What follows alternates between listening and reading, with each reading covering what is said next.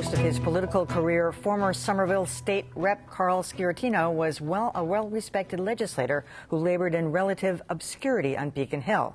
But last fall, during a run for Ed Markey's old congressional seat, Sciortino struck internet gold with an ad in which he described how he came out to his Republican father. I'm Carl Sciortino, and I'll never forget that conversation with my dad. That's me. Where I had to come out and tell him. Wait for this. That I was a Massachusetts liberal. And he's proud of it. Dad's in the Tea Party. Damn right.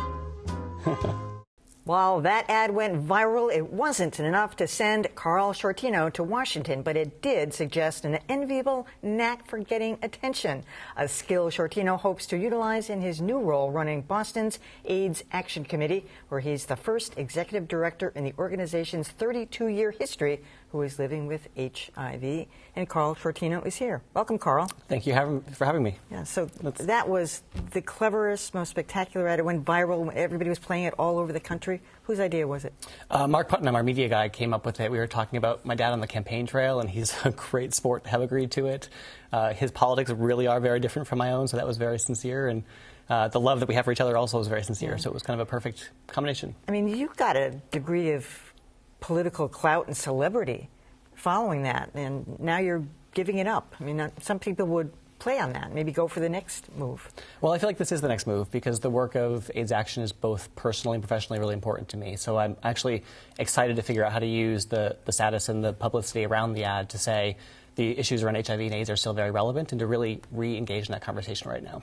What are some of the statistics now? I mean, it was so prevalent in the 80s. We all had friends and people who were dying or contracting AIDS, and now it seems because the drugs have been so effective that the conversation isn't what it once was. You know, that's exactly right. It's very different now. The conversation is unfortunately very quiet, which I think is unfortunate. There are roughly 18,000 people living in Massachusetts who are diagnosed with HIV.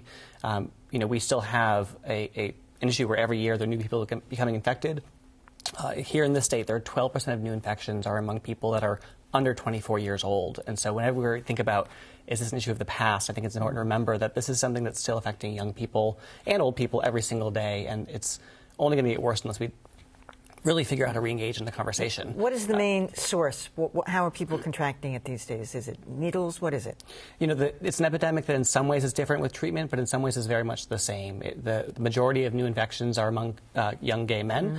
Young gay men of color are particularly disproportionately impacted.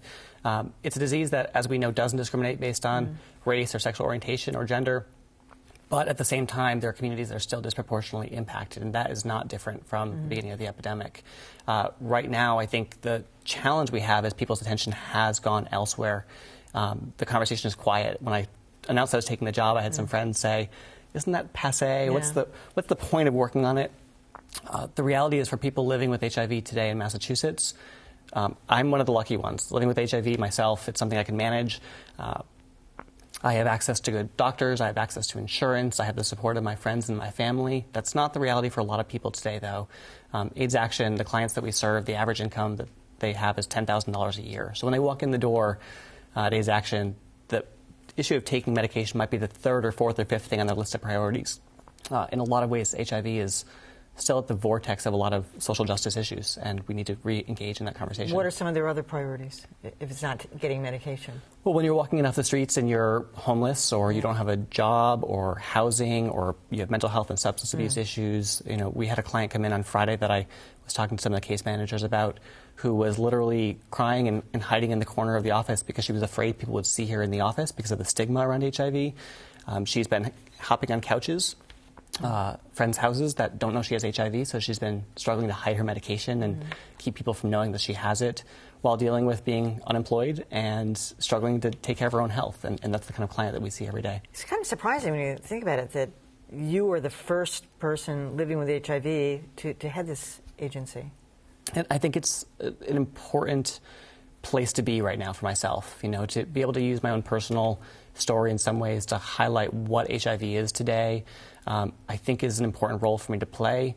I'm proud of that fact that I can be public, because I know a lot of people can't be public or are afraid to be. So it's an important story to tell. We have the AIDS Walk in June 1st, and that brings together 10,000 people every year to come out at the Hatch Shell and really talk about the issues. But I think for a lot of people, they've forgotten and they've stopped engaging. Definitely. And it's really important that we re-engage, because this is an epidemic we actually can end. We have the tools, we have the resources, and we can actually end the epidemic entirely if we actually engage in this again. All right, Carl, good luck to you. Thank you very much. Thanks for coming. Thanks so much.